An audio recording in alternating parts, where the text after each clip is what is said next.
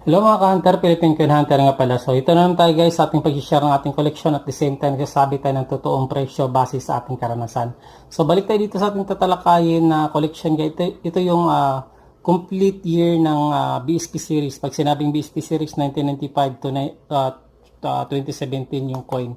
So kaya ko ito binablog guys kasi sobrang daming nagtatanong sa akin na nagbibenta, akala talaga nila mahal kasi yun nga ang daming mga bodol vloggers ngayon na nagsasabi ng mga ganung matataas na presyo pero hindi naman totoo.